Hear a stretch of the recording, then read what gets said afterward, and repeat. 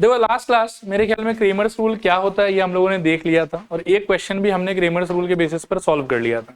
आज क्या कि वहां से कहानी को थोड़ा सा आगे बढ़ाएंगे। आगे बढ़ने से पहले मैं एक बार और ना पिछले क्लास जो भी पढ़ाया था, समझाया था, वो रिमाइंड करा देता हूं आप लोग को। Cramer's rule is basically a method that is going to help us in solving linear equation in 3 variable. In solving linear equation in 3 variable कि 3 वेरिएबल का 3 इक्वेशन रहेगा मेरे पास में। वहां से अगर मुझे x का, y का और z का आंसर चाहिए तो इसको निकालने में कौन हेल्प करेगा मेरे को? Cramer's rule. क्रेमर्स रूल काम कैसे करता है? तो आपको ओवरऑल इस 3 सिस्टम ऑफ लीनियर इक्वेशन, इसको बोलते हैं system of linear equation in 3 variable, in 3 system of linear equation में से आपको बनाना है 4 डिटरमिनेंट। कितना डिटरमिनेंट बनाना बताओ? 4। पहला डिटरमिनेंट बनाने का तरीका होता है कि आप x और y और z का कोफिशिएंट्स बस इकट्ठा कर लीजिए और आप अपना पहला डिटरमिनेंट बना लीजिए। जैसे a1 b1 c1, a2 b2 c2, a3 b3 c3, ये आपका d बन जाएगा। नेक्स्ट आपको बनाना है dx। dx बनाने के लिए आप क्या करेंगे? देखिए कि जो आपके x का कोफिशिएंट का कलेक्शन है a1 a2 a3, उसको आप रिप्लेस कर देंगे कांस्टेंट टर्म से। किससे रिप्लेस करेंगे बताइए? कांस्टेंट टर्म से। फिर dy निकालने के लिए आप क्या करेंगे? देखिए कि b1 b2 b3 को आप रिप्लेस करेंगे कांस्टेंट टर्म से, और dz निकालने के लिए आप क्या करेंगे कि c1 c2 c3 को रिप्लेस करेंगे किससे? कांस्टेंट टर्म से। रिप्लेस करने के अंदर d डिटरमिनेंट बन जाएगा, dx डिटरमिनेंट, dy डिटरमिनेंट और dz डिटरमिनेंट। और इन चारों को सॉल्व करने के बाद में आपके पास में कुछ ना कुछ नंबर्स होगा। ठीक है, d के आंसर में कुछ एक नंबर होगा, dx के आंसर में कोई एक नंबर होगा, dy के आंसर में कोई एक नंबर होगा और dz के आंसर में एक नंबर होगा। इसके बाद में आपको क्या करना है कि ये फॉर्मूला लगाना है कि x का final answer will be equals to dx से आने वाला आंसर डिवाइडेड बाय d से आने वाला आंसर, y का फाइनल आंसर dy के आंसर को डिवाइडेड बाय d के आंसर, और z का फाइनल आंसर dz का आंसर डिवाइडेड बाय d का आंसर। ये करने के बाद में आपको x का, y का और z का क्या मिल जाएगा? वैल्यू। क्लियर मेरे ख्याल में। और लास्ट क्लास इसके बेसिस पर अपन ने एक सवाल किया था जाते जाते, मेरे ख्याल में ये वाला। ठीक है, यहां से हमने d, dx, dy, dz सबको फ्रेम कर लिया था और डिटरमिनेंट ब्रेक ब्रेक करके हमारा आंसर आया था मेरे ख्याल में x का आंसर आया था शायद से 1, y का आंसर आया था 2 और z का आंसर कितना आया था? 1। 1 to 1 करके हम लोग का आंसर आया था। ठीक है, आज हमको क्या है कि इससे रिलेटेड कंडीशन ऑफ कंसिस्टेंसी पढ़ना। अब कंडीशन ऑफ कंसिस्टेंसी क्या होता है? देखो कि जैसे आपको क्लास 10 अगर मैं रिमाइंड कराऊं एक बार, तो आपने पढ़ा था एक chapter pair of linear equation in 2 variable, जिसके अंदर में क्या होता था कि there was something called unique solution, there was something called infinite solution and there was something called no solution. 3 condition आता था। रिकॉल करो एक बार क्या क्या, फिर से बताओ। यूनिक सॉल्यूशन, इनफाइनाइट सॉल्यूशन और नो सॉल्यूशन। अब मेरे को एक बात बताओ आप कि यूनिक सॉल्यूशन, इनफाइनाइट सॉल्यूशन या नो सॉल्यूशन को पता करने के लिए क्या हर बार आपको पूरा इक्वेशन सॉल्व करके देखना पड़ता था कि रेशियोज में कोई एक कंडीशन था? पहले से रेशियोज में कोई एक कंडीशन था। अगर मैं 10 के बारे में बात करूं तो a1/a2 not equals to b1/b2 कौन सा सिचुएशन होता था? Unique solution. a1/a2 equals to b1/b2 equals to c1/c2 क्या होता था? Infinite solution. और a1/a2 equals to b1/b2 is not equals to c1/c2 क्या होता था? No solution. वैसे ही जब आप बात करोगे इसका system of linear equation in 3 variable का, तो वंस अगेन आपको पूरा सॉल्व करके देखने का जरूरत नहीं है, जस्ट टू फाइंड आउट कि कितना सोल्यूशन आएगा। अब इनका भी क्या हो सकता है कि हो सकता है कि आपके पास में एक ही सोल्यूशन आएगा, हो सकता है कि इनका इनफाइनाइट सोल्यूशन आएगा, और हो सकता है कि इनका नो सोल्यूशन आ जाए। मतलब ऐसा कोई भी x और y और z आपको ना मिल पाए जो इन तीनों को एक साथ सेटिस्फाई करे। अब द क्वेश्चन अराइजेस कि कब क्या होगा, क्या हम इसका पता लगा सकते हैं बिना इनको सॉल्व किए? तो आंसर इसके यस, आप पता लगा सकते हो। कैसे? समझना। x का जो आंसर है वो क्या है? dx divided by D, y का answer dy divided by D, और z का आंसर है dz डिवाइडेड बाई डी। तो सबसे पहला कंडीशन जो हम डिस्कस करेंगे वो ये वाला होगा। देखो कि अगर इस d का आंसर, सबसे पहला कंडीशन कि अगर d का आंसर, डिनोमिनेटर का आंसर ये होता है नॉट इक्वल टू 0, ये होता है नॉट इक्वल टू 0, तो dx का आंसर चाहे जो भी हो, dy का आंसर चाहे जो भी हो, और dz का आंसर चाहे जो भी हो, x का आंसर, y का आंसर, z का आंसर तीनों होगा आपस में अलग अलग, और तीनों का कुछ ना कुछ आंसर तो पक्का होगा। तो इस केस में आपको क्या मिलेगा? इस केस में आपको मिलेगा यूनिक सोल्यूशन। क्या मिलेगा बताओ? Unique solution. ध्यान से सोचते जाओ।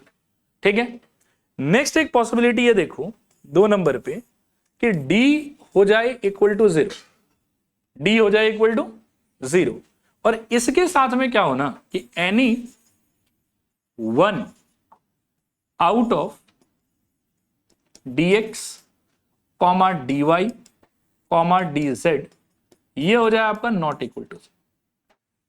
मतलब नीचे वाला तो 0 आ गया, और ऊपर वाला जो 3 नंबर है आपके पास, इन तीनों में से कम कोई एक आदमी नॉन जीरो हो जाना चाहिए।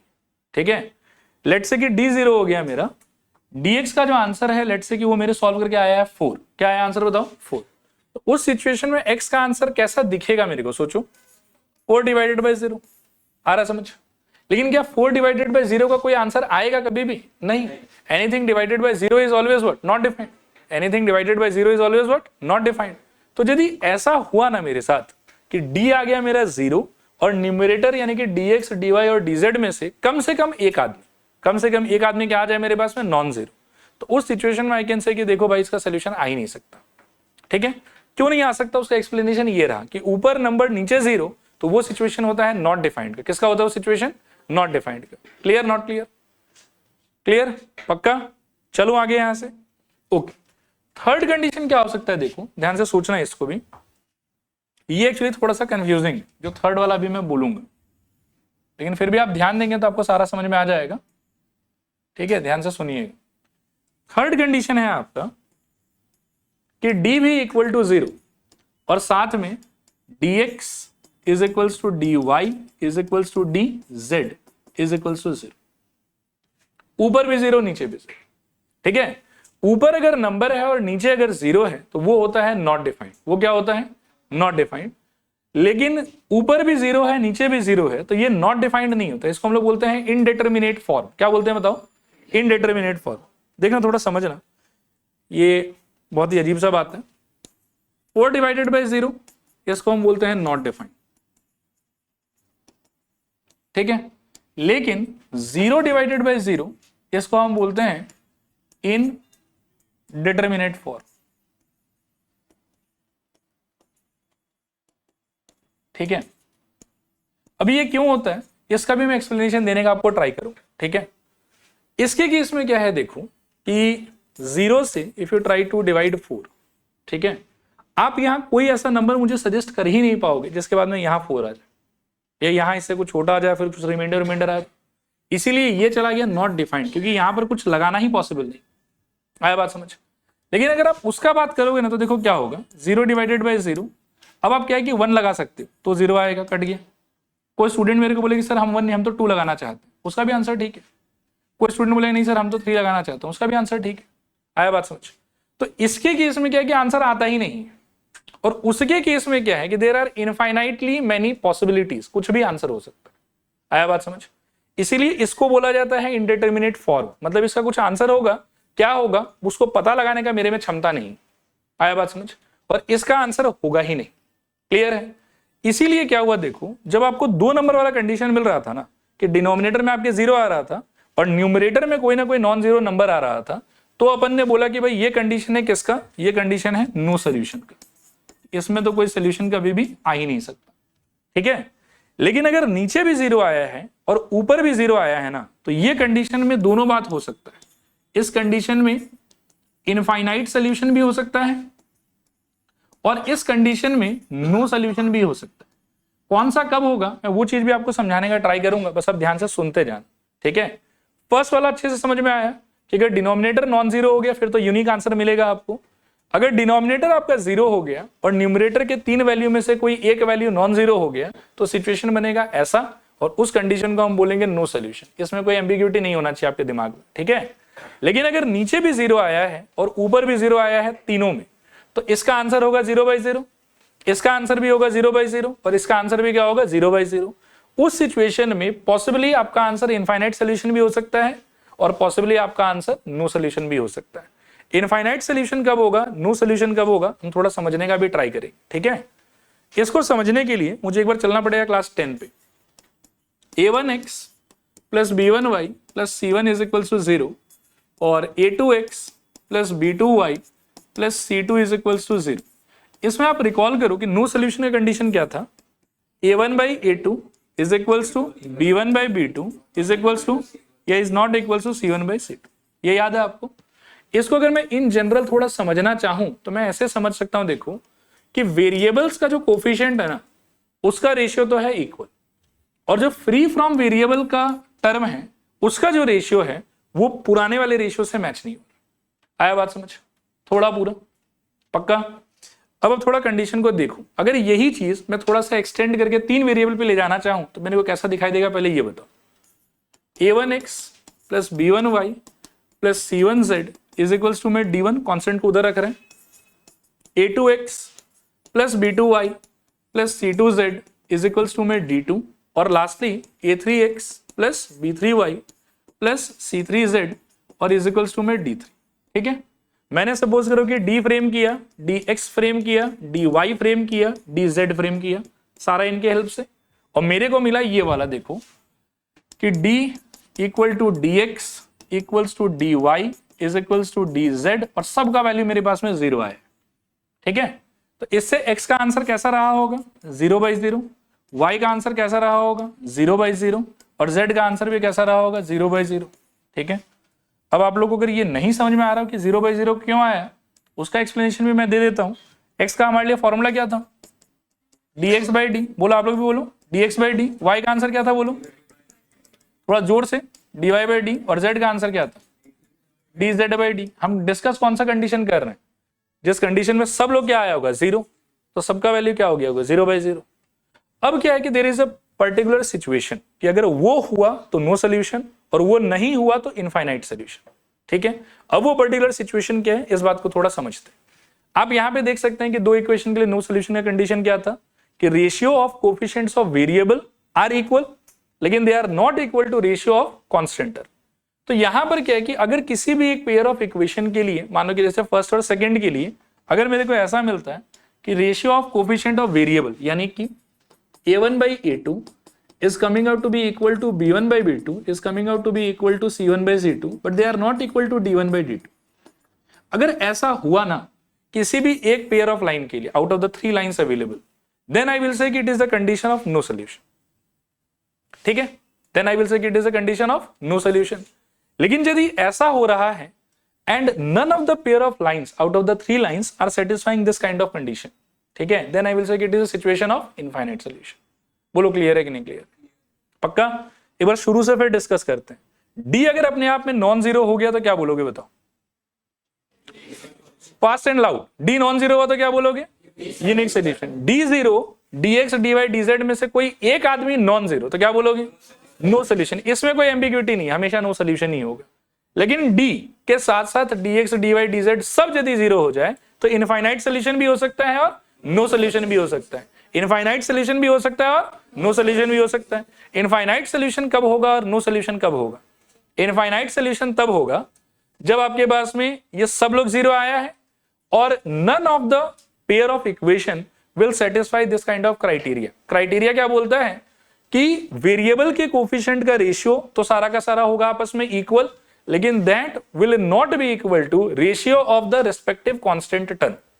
ठीक है, अगर मैं इक्वेशन 1-2 के कॉन्टेक्स्ट में लिखूं तो ऐसा होना चाहिए।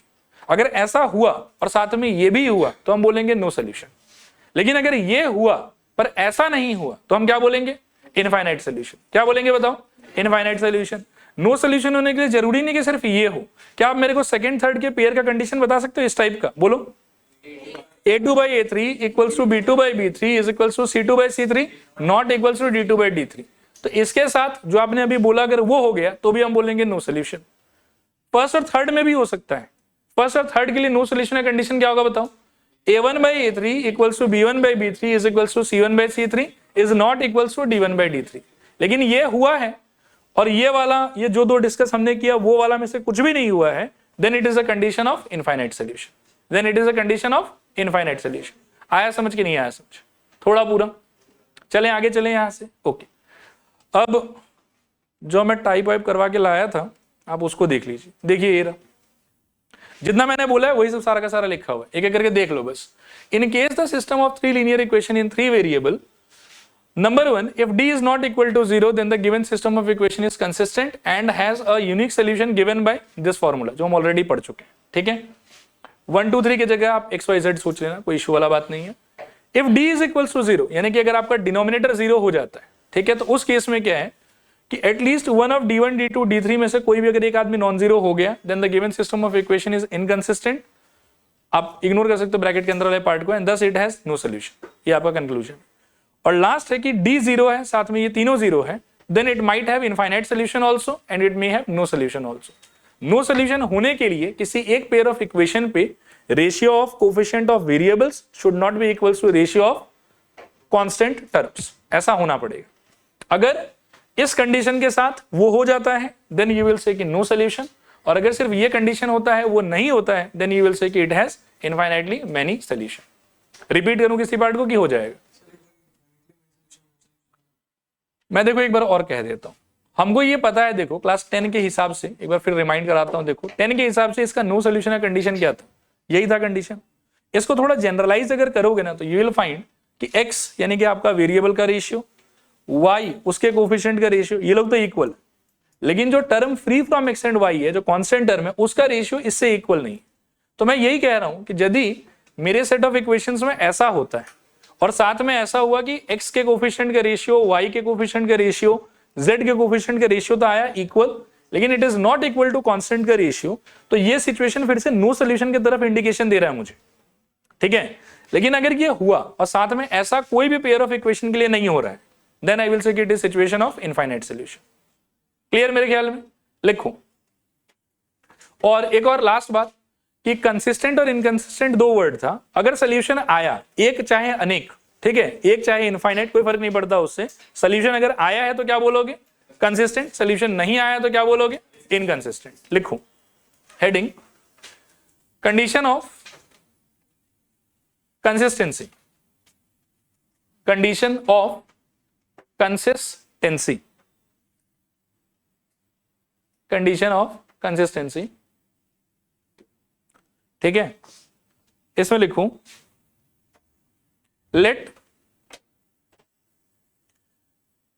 a1x प्लस b1y, ये वाला कॉपी कर सकते हो, ये इसका बोल रहा हूं, a1x plus b1y plus c1z equals to d1, c1z equals to d1, उसके नीचे a2x plus b2y plus c2z equals to d2, उसके नीचे a3x plus b3y plus c3z equals to d3, equals to d3 are system of linear equation, system of linear equation in 3 variable, system of linear equation in 3 variable, ठीक है। 2 minute मेरे तरफ देखना, book वगैरह खोलोगे ना तो आपको 2 और वर्ड है जो मिल सकता है, एक वर्ड है होमोजीनियस और एक वर्ड है नॉन होमोजीनियस, ठीक है। अब होमोजीनियस और नॉन होमोजीनियस का क्या मतलब होता है वो भी मैं अभी बोल के छोड़ देता हूं। हालांकि homogeneous equation is not a part of our syllabus, तो हम उसको पढ़ेंगे नहीं। अगर आपका ये d1 d2 d3 एक साथ तीनों इक्वेशन में 0 हो जाता है, क्या हो जाता है? 0, तो उसको बोलेंगे होमोजीनियस सिस्टम। अगर सारा कांस्टेंट टर्म गायब हो जाता है आपके सिस्टम में से तो उसको हम लोग क्या बोलेंगे? Homogeneous system. लेकिन अगर d1 d2 d3 तीनों या कोई 2 आदमी या कोई एक आदमी कम से कम नॉन जीरो होता है, इन तीनों में से कम एक आदमी अगर नॉन जीरो रहा तो that system is known as homogeneous कि नॉन होमोजीनियस? Non homogeneous. और सारा आदमी 0 रहा तो क्या बोलेंगे उसको? होमोजीनियस। हम किसको पढ़ेंगे? Non homogeneous. होमोजीनियस हमारे सिलेबस का पार्ट नहीं, ठीक है। हालांकि मैं ये वर्ड्स लिखवा नहीं रहा हूं, बस दिमाग में रखना, ठीक है। आगे लिखूं, क्या बोला मैंने बताऊं? हाँ, are the system of linear equation in 3 variable then we have to find d comma d subscript x comma d मतलब कैपिटल, हाँ कैपिटल D, फिर d सबस्क्रिप्ट स्मॉल x, फिर dy comma dz and x is equals to dx by d, comma y is equals to dy by d, comma z is equals to dz by d, comma z is equals to dz by d। इतना सारा तो last class ही देख लिया था, और ये सब मैंने लिखवा दिया था, आप लोगों की नहीं लिखवाया था? बताओ तो, ये सब लिखवाया या नहीं? ठीक है, ठीक है। इसी के नीचे मेंशन कर लूं, x इक्वल्स टू क्या लिखा आपने? dx by d, y equals to dy by d, z equals to dz by d, where रहने दो उसको, कोई बात नहीं, यही लिख लो, छोटा सा ही है, वेयर ये सारा कॉपी कर लो तो D is equals to A1 B1 C1 A2 B2 C2 and A3 B3 C3 A1 B1 C1 A2 B2 C2 A3 B3 C3, ठीक है, comma dx is equals to, ध्यान से कॉपी करना, फर्स्ट कॉलम में D1 D2 D3, second column में B1 B2 B3, third column में C1 C2 C3, ठीक है। y वाले में सेकेंड कॉलम चेंज हो जाएगा और z वाले में थर्ड कॉलम चेंज हो जाएगा। ये सारा चीज कॉपी करो फटाफट।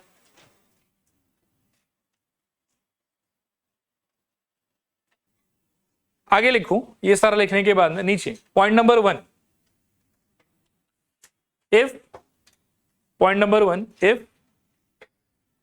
d नॉट इक्वल टू 0, मैं जैसे जैसे बोल रहा हूं वैसे वैसे लिखना, हाँ, बोर्ड से एग्जैक्टली कॉपी नहीं करना है। If d not equal to 0 then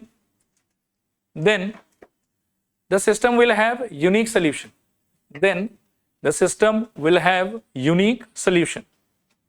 Then the system will have unique solution. Creating sense, ठीक है। नेक्स्ट पॉइंट लिखो, if d equal to 0, if d equal to 0 and at least one out of d1 comma d2 comma d3 not equal to 0 and at least one out of d1 comma d2 comma d3 not equal to 0, then the system has no solution. If d equals to 0 and at least one out of d1 comma d2 comma d3 not equal to 0, then the system has no solution. Then the system has no solution. ठीक है। अच्छा, first वाले में एक चीज और यहीं पर अटैच कर दूं, it is consistent, it is consistent. Second वाले में भी बोलना कि it is inconsistent, it is inconsistent,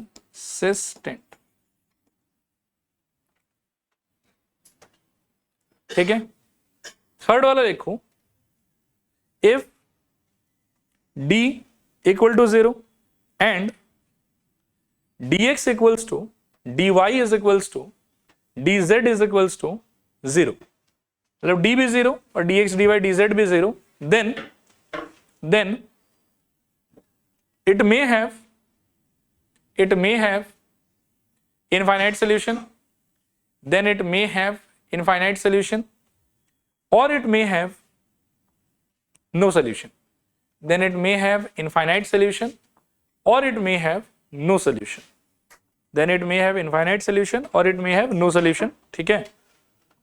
अच्छा, इसका जो फर्दर कंडीशन है वो मैंने बता के छोड़ दिया, क्वेश्चन जब भी आएगा मैं फिर रिमाइंड करा दूंगा, उसको लिखवा नहीं रहा हूं, ठीक है एक बार। लेकिन फिर भी आप लोग मेरे को बता दो कि नो सोल्यूशन कब होगा, जब ratio of coefficient of variable will be equal among each other but it will not be equal to ratio of constant term.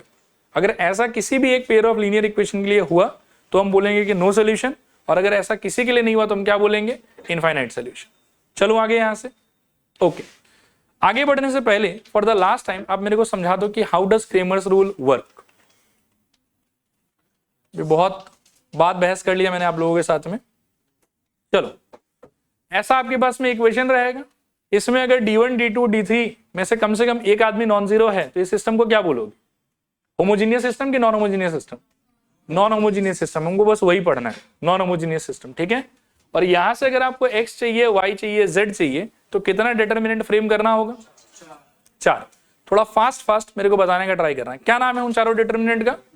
d, dx, dy, dz। d का मीनिंग क्या है?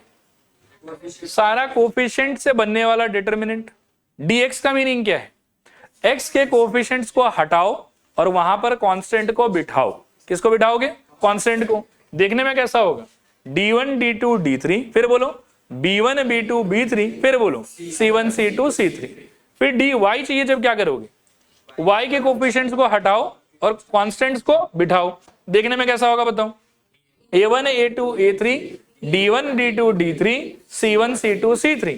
dz के लिए क्या करोगे? z के कोफिशिएंट्स को हटाओ, कांस्टेंट को बिठाओ, देखने में कैसा होगा, a1 a2 a3 b1 b2 b3 d1 d2 d3। Solve करने के बाद में इसका भी आंसर एक नंबर होगा, इसका भी आंसर एक नंबर होगा, इसका भी आंसर एक नंबर होगा और इसका भी आंसर एक नंबर होगा। x का आंसर क्या होगा आपके लिए, dx by d, y का answer dy by d, dz का आंसर z का आंसर dz by d। ठीक है, अगर d खुद नॉन जीरो है तो कितना सोल्यूशन मिलेगा आपको, यूनिक, एक सोल्यूशन। d जीरो है और इन तीन में से कोई एक आदमी नॉन जीरो है तब नो सोल्यूशन। d भी जीरो है, ये सब लोग भी जीरो है, तो क्या हो सकता है, इनफाइनाइट सोल्यूशन भी पॉसिबल है और नो सोल्यूशन भी पॉसिबल है। नो सोल्यूशन कब होगा, जब इन तीन इक्वेशन में से किसी एक पेयर ऑफ इक्वेशन के लिए यू विल फाइंड कि ratio of coefficient of variable are equal but they are not equal to ratio of constant. ठीक है, can you tell me the condition for second and third for no solution, a2 by a3 is equals to b2 by b3 is equals to c2 by c3 is not equal to d2 by d3। Clear पक्का, okay. अब चलते हैं, आगे बढ़ते हैं। आ जाओ, एक आसान सा क्वेश्चन से स्टार्ट करते हैं, ये लास्ट क्लास छोड़ दिया था, चलो करो इसको, करो क्रेमर्स रूल्स। ठीक है, मैं थोड़ा हेल्प करता हूं, आप लोग फटाफट डी का वैल्यू निकालते जाना। इसके लिए डी क्या होगा, कोई बताएगा, 3 - 4 -2 5, dx क्या होगा, x के कोफिशिएंट को कांस्टेंट से रिप्लेस करना, तो क्या हो जाएगा 1 -3 और बोलो -4 5, और dy क्या हो जाएगा, फर्स्ट कॉलम तो सेम रहेगा शायद 3 - 2 और सेकंड कॉलम क्या हो जाएगा आपका 1 और -3, 1 -3। अब आप तीनों डिटरमिनेंट का वैल्यू बताओ मुझे, फर्स्ट वाला कितना आ रहा है 15 और -8 तो मेरे ख्याल में 7, सेकेंड वाले का 5 - 12 तो -7, और थर्ड वाले का -9 + 2 तो -7। अब यहां से x का आंसर क्या होगा, dx by d, dx कितना आया था आपका -7 और d कितना आया था 7, कट के आ जाएगा -1। y का आंसर क्या हो जाएगा बताओ, dy by d। सॉल्व करने पे dy का आंसर ये वाला था तो -7 और d का आंसर फिर से 7 तो ये भी हो जाएगा -1। देखो क्लियर है कि नहीं क्लियर, चलेगा, चले आगे, डन ना।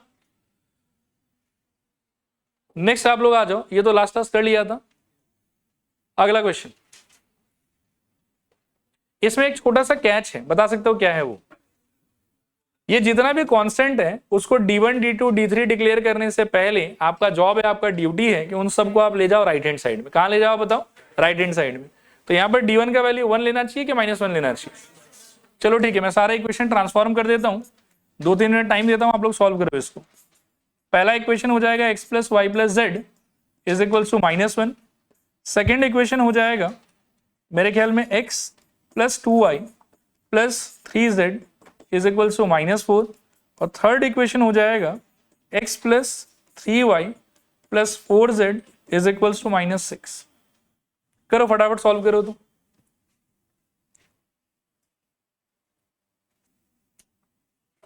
चलो देखो, मेरे को पहले बताओ कि d कैसा है आप लोगों का, स्ट्रक्चर बताओ, 1 1 1 और बोलो 1 2 3 और बोलो 1 3 4, ऐसा आना चाहिए। और सॉल्व करके वैल्यू कितना है इसका, -1, ओके। फिर dx बताओ मेरे को, dx वाले में क्या होगा कि ये जो है ना आपका -1 -4 -6 ये जाके फर्स्ट कॉलम को रिप्लेस कर देगा। इसकी जगह क्या आ जाएगा बताओ, -1 -4 -6, second column third column same रहेगा तो 1 2 3 1 3 4, 1 2 3 1 3 4। और बोलो इसका आंसर कितना है, सॉल्व करके कितना आ रहा है, ये भी -1 वो भी -1, चलो ये भी -1। फिर नेक्स्ट मेरे को चाहिए था dy, तो y के लिए सेकेंड कॉलम रिप्लेस करना है, फर्स्ट और थर्ड सेम रहेगा तो इट विल बी 1 1 1, फिर मेरे ख्याल में -1 -4 -6, और यहां पर मेरे ख्याल में 1 3 और 4, और इसका आंसर बताओ कितना आ रहा है, -2 1 -1 1 1 मान के चलता हूं फिर। और dz का स्ट्रक्चर बताओ, dz वाले के लिए क्या करोगे, थर्ड कॉलम को रिप्लेस कर दोगे तो क्या आ जाएगा बताओ, मेरे ख्याल में 1 1 1, नेक्स्ट कॉलम में 1 2 3 और लास्ट कॉलम में आई थिंक -1 -4 -6। इसका आंसर क्या है, -1 1। देखो मैं 1 मान के चलता हूं, मैक्सिमम लोग का 1 आया है शायद, ठीक है 1 आया है 1, चलो ठीक है। तो यहां तक मेरे ख्याल में सबका आ गया होगा। अब यहां से x का आंसर क्या होता था, dx बाई डी, dx कितना आ रखा है हम लोग का -1, d आ रखा है -1, तो -1 बाय -1 1। फिर y इज इक्वल टू क्या होता था, dy बाई डी, dy आप लोग बता रहे हो 1 और d था -1, ओवरऑल -1, और z equals to dz by d, dz आप बता रहे हो 1 और d बता रहे हो -1, तो ओवरऑल मेरे ख्याल में -1 रहेगा। क्लियर है, कितने लोगों को ये आ गया था खुद से, बहुत बढ़िया। अगले क्वेश्चन की तरफ चल रहे हैं, लिखो पढ़ो इस क्वेश्चन को। Using determinants show that the following system of equation is inconsistent.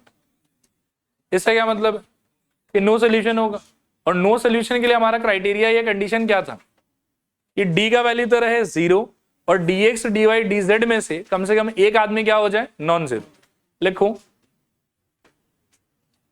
अच्छा इक्वेशन को रीअरेंजमेंट का जरूरत है कि ये ठीक है अपनी जगह पे, ये ठीक है अपनी जगह पे। लिखो here d equals to, column wise बता रहा हूं, 2 1 3, सेकेंड कॉलम -1 3 2 और थर्ड कॉलम 1 2 3। एक बार इसको कैलकुलेट करूं, सॉल्व करके वैसे 0 ही आएगा पक्का, फिर भी क्रॉस चेक कर लो एक बार। चलो ठीक है, तो चेक करने के बाद में भी 0 ही आया। नेक्स्ट dx क्या होगा बताओ, स्ट्रक्चर वाइज x का कॉलम रिप्लेस हो जाएगा, फर्स्ट कॉलम किससे रिप्लेस होगा, 4 12 10, second column will still be same -1 3 2 और थर्ड कॉलम विल बी 1 2 3। चलो इसको ब्रेक करके पता करो तो कितना आ रहा है, ये शायद 0 नहीं आएगा, ये मैं कर ही देता हूं। 4 इंटू रो गया कॉलम गया 9 - 4 तो 5 प्लस 1 इंटू रो गया कॉलम गया 36 - 20 आई थिंक 16 और प्लस 1 इंटू रो गया कॉलम गया 24 - 30 -6, तो ओवरऑल मेरे ख्याल में यहां से कितना आ रहा है 20 36 -6 करने पे 30, this is not equal to 0।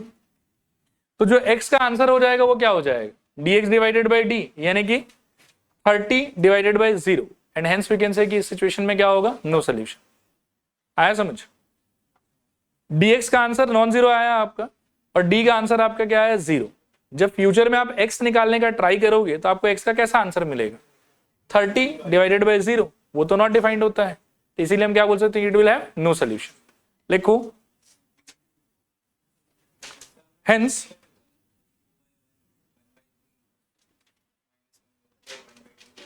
नहीं दरकार है उसका, आप ऐसे ही लिखो क्योंकि ज्यादा मार्क्स अगर आया तो ये लिखना पड़ेगा आपको।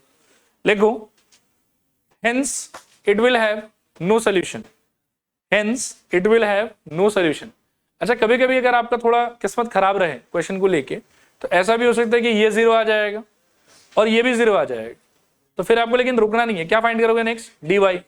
अब हो सकता है कि वो भी 0 आ जाए तो फिर dz, लेकिन इन तीनों में से कोई एक तो नॉन जीरो आएगा कम से कम, ठीक है, and from there we can say कि इट हैज नो सोल्यूशन। चलेगा, नेक्स्ट आ जाओ, solve the following system of equations by Cramer's rule. एक बार ट्राई कर लो पहले आप लोग, d निकालो, मैं इस बार कुछ भी नहीं लिख रहा हूं, हाँ आप डायरेक्टली सॉल्व करके मेरे को d का, dx का, dy का और dz का आंसर बताओ फटाफट।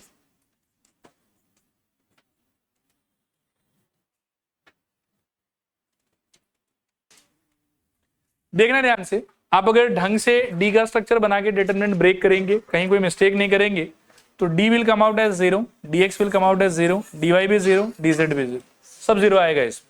ठीक है, सारा 0 आने के बाद में आपको याद आना चाहिए कि there might be two possible situations. पहला क्या हो सकता है बताओ, नो सोल्यूशन। दूसरा क्या हो सकता है, infinite solution. Now I have to check कि नो सोल्यूशन हो रहा है कि नहीं हो रहा। तो आप क्या है कि पेयर वाइज एक चीज चेक करो, जैसे इसमें अगर आप कैलकुलेट करते हो तो a1/a2 b1/b2 कितना रहेगा, 1 और -3। तो a1/a2 not equal to b1/b2, इसमें आगे बढ़ के कोई फायदा नहीं है। इसमें सोचो 1/5 1, इसमें भी आगे बढ़ के फायदा नहीं है। और सोचो कि फर्स्ट और थर्ड का रेशियो अगर लेते हो तो 1/5 - 1/3, इसमें भी वैसा कोई कंडीशन मेरे को मिल नहीं रहा जो मेरे को हिंट दे कि it will go towards no solution. Clear है? तो ये किसके तरफ जाएगा फिर, इनफाइनाइट सोल्यूशन। किसकी तरफ जाएगा, इनफाइनाइट सोल्यूशन। चेक करने का तरीका समझ में आया। None of the pair is satisfying the condition की a1/a2 equals to b1/b2 equals to c1/c2 is not equals to d1/d2। ऐसा तो कोई नहीं कर रहा, तो इसीलिए it is not the question of no solution, it is a question of infinite solution. और अब मेरे को वो इनफाइनाइट सोल्यूशन फाइंड भी करना है। ठीक है, क्लियर मेरे ख्याल में? एक बार सब लोग देखो बोर्ड, एकदम कोई भी लिखना विखना मत। हाँ, हार्दिक कलश देखो यार एक बार, आगे एक्सप्लेन कर रहा हूं। अब यहां तक तो क्या है कि नॉर्मल कॉमन चीज था, आप पहुंच ही जाओगे आराम से। इसके बाद जो मैं आपको अभी बताऊंगा ना, ये थोड़ा नया हो और इसका हो सकता है कि सवाल आपके एग्जाम में आए, हो सकता है कि सवाल नहीं आए। मैं भी बस एक ही क्वेश्चन कराऊंगा इस आइडिया का। ठीक है, कि if your set of equation is condition of infinite solution, तब कैसे सॉल्व करना है। यूनिक सोल्यूशन में तो पता है कि कैसे सॉल्व करना है, क्रेमर्स रूल से आंसर आ जाएगा। लेकिन इनफाइनाइट सोल्यूशन में क्रेमर्स रूल से आंसर नहीं आएगा। क्रेमर्स रूल से बस ये पता चलेगा कि इनफाइनाइट सोल्यूशन है, लेकिन वो सोल्यूशन क्या होगा उसको निकालने का तरीका बहुत ही यूनिक है, बहुत ही पर्टिकुलर है। उस पर अब थोड़ा सा बात कर लेते हैं। ठीक है, तो इसमें करना क्या होता है, देखो आपके पास में ओवरऑल इस सिचुएशन में कितना वेरिएबल है ये बताओ। बोलो जोर से बोलो। 3 वेरिएबल है। क्या क्या है ये बताओ। x है, y है, z है। फिर पूछता हूं कितना वेरिएबल है, 3। क्या क्या, x, y और z। आप क्या करो कि इस तीनों वेरिएबल में से किसी एक वेरिएबल को, x को, चाहे y को, चाहे z को, आप मान लो k।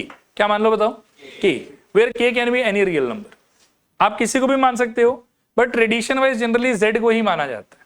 ठीक है, तो हम क्या बोलेंगे देखो कि let z equals to k where k is any real number।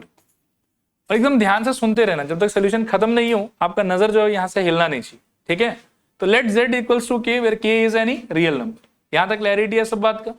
अब आप सारे इक्वेशंस को जो है वो रीराइट करो, इन सारे इक्वेशंस को। ठीक है, कंसीडरिंग कि z का वैल्यू क्या हो गया, k। तो फर्स्ट इक्वेशन क्या दिखेगा बताओ, x minus y plus 3k equals to 6। उसमें भी आई विल सजेस्ट कि ये k वाले पार्ट को उधर भेज दो। तो क्या हो जाएगा बताओ, x minus y is equals to 6 minus 3k। ये समझ में आता है क्या? इसको मार्क कर लो इक्वेशन नंबर 1। ठीक है, सेम काम सेकेंड इक्वेशन के साथ में। तो x plus 3y is equals to -4 plus 3k। तो मैं लिख सकता हूं x plus 3y is equals to 3k minus 4 लिख देता हूं, एक ही बात है। थर्ड इक्वेशन में क्या है बताओ, 5x प्लस 3y और ये भी 3k वहां चला जाएगा। तो आई थिंक क्या रहेगा, 5x plus 3y is equals to क्या, 10 माइनस 3k।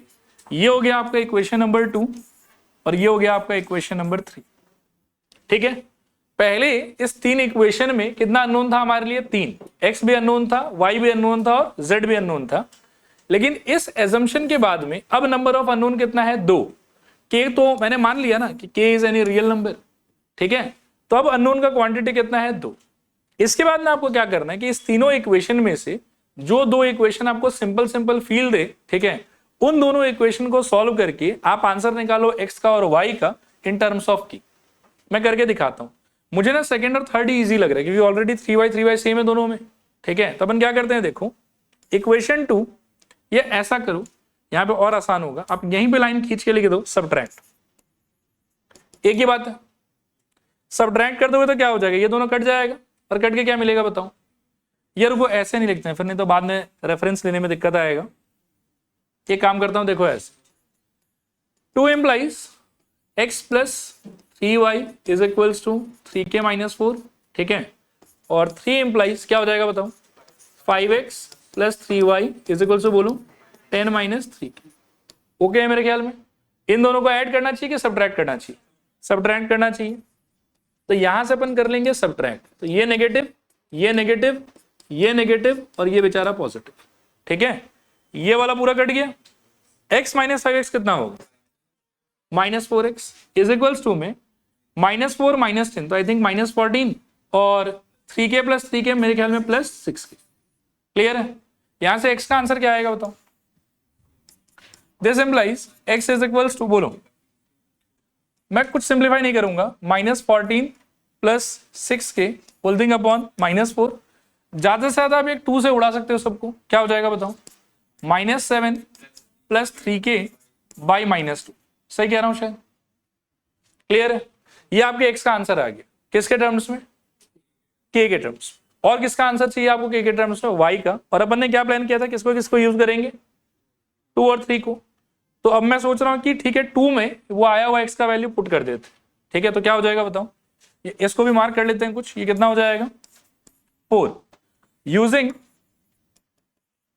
4 इन 2 क्या होगा बताओ तो? मेरे ख्याल में -7 प्लस 3k अपॉन में कितना? -2 और बोलो plus 3y is equals to कितना? 3k -4। चलेगा? अब यहां से आपको y का आंसर चाहिए, तो क्या करोगे? देखो, सोच लेना थोड़ा सा। ये वाला जो पूरा चीज है, इसका पहले तो ये माइनस साइन इसको खिला दो ऊपर, तो क्या हो जाएगा बताओ? 7 minus 3k divided by 2 plus 3y is equals to 3k minus 4। अब इस पूरे फ्रैक्शन को उठा के उस तरफ ले चलो, तो क्या हो जाएगा बताओ? This implies 3y is equals to, बोलो, 3k माइनस 4 माइनस फ्रैक्शन क्या था अपना? 7 माइनस 3k डिवाइडेड बाई 2। चलेगा शायद? एलसीएम ले लो, एलसीएम विल बी 2। ये हो जाएगा मेरे ख्याल में 6k माइनस 8। थोड़ा केयरफुल रहना है यहाँ पे, माइनस के अंदर ब्रैकेट लगाना मत भूलना, नहीं तो फिर यहाँ गलती हो जाएगी। ठीक है, और सॉल्व करके क्या हो जाएगा देखो, 6k minus 8 minus 7 plus 3k upon में कितना? 2। 6k प्लस 3k कितना हो जाएगा? माइनस कितना? बाई 2। ये किसका आंसर आया है? y, अच्छा 3y का, सॉरी। तो y का आंसर कितना हो जाएगा? बाई 6। ये 3y का आंसर है, तो 3 वहां चला गया, 6 हो गया। इसको सिंप्लीफाई करने के लिए किससे डिवाइड कर सकते हो? 3 से। तो क्या हो जाएगा बताओ? 3k minus 5 by 2। आया समझ? इससे मेरे पास में देखो y का आंसर आ गया, इससे मेरे पास में x का आंसर आ गया, और मेरे पास में z तो था ही ऑलरेडी k के नाम पे। अब लेकिन क्या है कि अभी तक पूरा सॉल्विंग के लिए मैंने बस 2 इक्वेशन को इन्वॉल्व किया, सेकंड और थर्ड को। किसको इन्वॉल्व नहीं किया बताओ? फर्स्ट को नहीं किया। अब आपको क्या करना है, देखो कि जो ये x का आया हुआ आंसर है और जो ये y का आया हुआ आंसर है, इसको फर्स्ट के LHS में डाल देना। फर्स्ट के LHS में आप देखो, ध्यान से सुनना। z को तो हमने एज्यूम कर लिया था, फिर हमारे पास में 3 इक्वेशन आया x और y में। उस 3 में से किसी एक पेयर ऑफ इक्वेशन, यानी कि किसी भी 2 इक्वेशन को यूज करके आप x का आंसर निकालो, आप y का आंसर निकालो। ठीक है, फिर एक इक्वेशन तो छोड़ दिया होगा ना आपने। इस सिचुएशन हमने किसको छोड़ दिया था? फर्स्ट इक्वेशन को छोड़ दिया था, उसका कोई यूज नहीं किया। अब मुझे एक चीज चेक करना है कि मेरा ये जो आया हुआ x है और ये जो मेरा आया हुआ y है, इसको मैंने निकाला है 2k और 3 के हेल्प से। क्या ये x और y 1 को सेटिस्फाई करता है कि नहीं करता?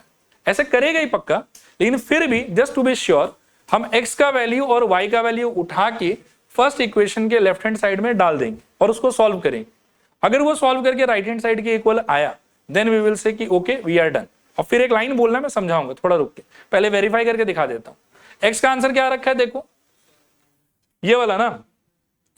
चलो ठीक है, मैं दिखाता हूं, रुको एक सेकंड। नाउ सोचना, इक्वेशन 1 इंप्लाइज, या इक्वेशन 1 ऐसा लिख देते हैं। नाउ LHS ऑफ इक्वेशन 1, ये क्या हो जाएगा बताओ एक बार? x minus Y. ठीक है, x क्या रखा था आपका? -7 प्लस 3k बाई -2, और y कितना आया आपका? 3k minus 5 divided by 2। Clear है ना मेरे ख्याल में? सही है। अब ये जो माइनस है इसको ऊपर खिला दो एक बार, क्या हो जाएगा बताओ? ठीक है, ऊपर खिला दो, क्या हो जाएगा बताओ, 7 माइनस 3k डिवाइडेड बाई 2, और यहां कितना बताओ, -3k माइनस 5/2, 2 तो सेम ही हो गया, क्या आ जाएगा बताओ, 7 माइनस 3k माइनस 3k और प्लस 5, चलेगा पक्का। 7 प्लस 5 का वैल्यू 12 और -3k -6k,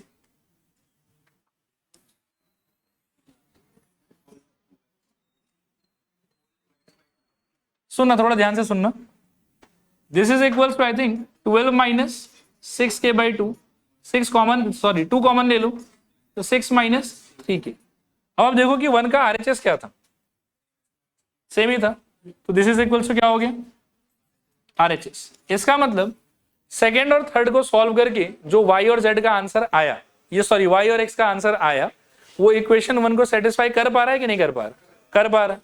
तो यहां से मेरा कंक्लूजन होगा, देखो क्या, कि therefore x equals to, please ध्यान से सुनिएगा, ये structure -7 plus 3k by -2, y equals to y का structure 3k minus 5/2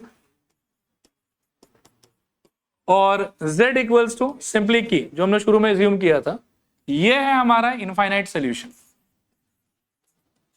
infinite solution बोलोगे कैसे, तो यहां पर k बिलोंग्स टू, देखो रियल नंबर r, k जो आपने लिया था z के टाइम पर वो क्या था r, तो k तो खुद कोई भी वैल्यू एज्यूम कर सकता है। मान लो कि k ने वैल्यू अटेन करा 0, तो उस केस में क्या होगा, k इसमें भी 0, इसमें भी 0, इसमें भी 0, तो आपको सोल्यूशन मिलेगा -7 बाई -2 दैट इज 7/2, फिर यहां से -5/2 और यहां से 0। सपोज करो कि k का वैल्यू हो गया 1, तो उस केस में क्या मिलेगा बताओ, -7 प्लस 3 कितना आ जाएगा, -4 बाई -2 2, यहां पर कितना मिल जाएगा 3 माइनस 5/2, तो यानी कि -1, और यहां पर कितना मिल जाएगा 1। ऐसे कर करके जैसे जैसे आप k चेंज करते रहोगे ना, तो ये जो सेट ऑफ स्ट्रक्चर है ये आपको नया नया सेट ऑफ सोल्यूशन देता रहेगा, और k के जगह पर आप कोई भी रियल नंबर बिठा सकते हो, तो how many solutions can you attain, infinite. तो ये है इनफाइनाइट सोल्यूशन के क्वेश्चन को सॉल्व करने का तरीका। थोड़ा लंबा हो गया, ठीक है, लेकिन उपाय नहीं है इतना लंबा, ये है ही। मैं एक बार ना फिर शुरू से समझा देता हूं, सुन लो एक बार अच्छे से, ठीक है, और पेशेंस रख के सुनना, कहीं कोई कंफ्यूजन है तो पूछना। स्टार्ट करूं मैं, सबसे पहले क्या होगा आपके साथ बताओ, नहीं आया तो क्लास के बाद बात करें। सबसे पहला काम आपका होगा क्रेमर्स रूल लगाने के लिए, पहले d निकालो, dx निकालो, dy निकालो, dz निकालो। सारा अगर 0 आता है तो आपको चेक करना है कि नो सोल्यूशन का कंडीशन है कि नहीं। नो सोल्यूशन कैसे चेक करोगे बताओ, a1/a2, बोलो सब लोग बोलो, a1/a2 is equals to b1/b2 is equals to c1/c2 is not equals to d1/d2। ऐसा अगर किसी भी पेयर में सेटिस्फाई हो गया इसके बाद, तो आप इमीडिएटली बोलोगे नो सोल्यूशन, काम खत्म। लेकिन अगर ये हुआ वो नहीं हुआ, तो फिर किसका सिचुएशन है, इनफाइनाइट सोल्यूशन का। ऐसे जनरली आई रियली डाउट कि मतलब आपको ये सॉल्व करने के लिए बोला जाएगा, लेकिन फिर भी कभी कभार ऐसा क्वेश्चन आ सकता है कि solve the following system, and when you explore तो आपको पता चलेगा कि यार ये तो इनफाइनाइट सोल्यूशन का केस है। तो यदि आपको इनफाइनाइट सोल्यूशन का केस मिला और जबरदस्ती आपको बोला गया कि नहीं सॉल्व करके दिखाओ ही दिखाओ, तो तरीका ये है कि आपके पास में 3 वेरिएबल है यहाँ पर, क्या क्या, एक्स, वाई और जेड। इन तीनों में से किसी एक वेरिएबल को आप मान लीजिए के, किसी एक वेरिएबल को क्या मान लीजिए के। आपका चॉइस, आप एक्स को भी ले सकते हैं, वाई को भी ले सकते हैं, जेड को भी ले सकते हैं। जनरली जेड को लेना चाहिए, ठीक है। जेड को लेने के बाद में तीनों इक्वेशन को आप एक बार रीराइट करो इन टर्म्स ऑफ के, एक्स एंड वाई, ठीक है। अब आपके लिए पहले तो 3 वेरिएबल था एक्स वाई जेड, लेकिन जेड को के मानने के बाद में अब आपके लिए कितना वेरिएबल है इसमें, सिर्फ 2, क्या क्या, एक्स और वाई। क्या क्या, एक बार और बोलो, क्या क्या, एक्स और वाई। और इक्वेशन कितना आपके पास में, 3। लेकिन 2 वेरिएबल सॉल्व करने के लिए 3 इक्वेशन चाहिए होता है कि नहीं चाहिए होता है, नहीं चाहिए होता है।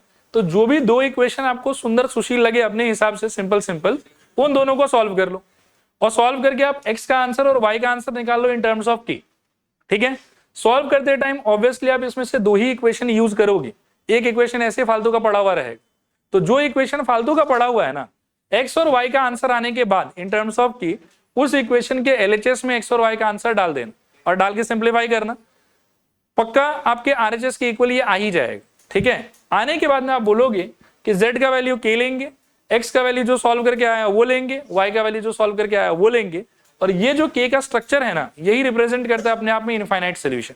इसमें आप k चेंज करते रहोगे, आपको नया नया आंसर मिलता रहेगा। क्लियर मेरे ख्याल में? चलो अब कॉपी कर लो।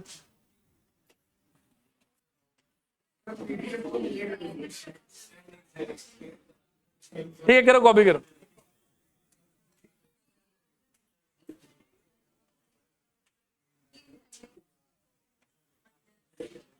करो ये वाला पेज करो। टाइम वही 2 मिनट चल रहा है वो।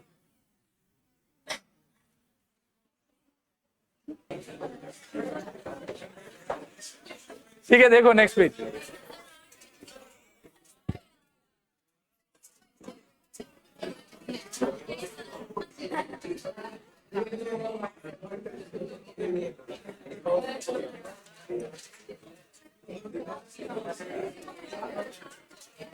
ठीक है, चलो पढ़ाने का पार्ट आज यहीं पे रखते हैं। ठीक है, एंड।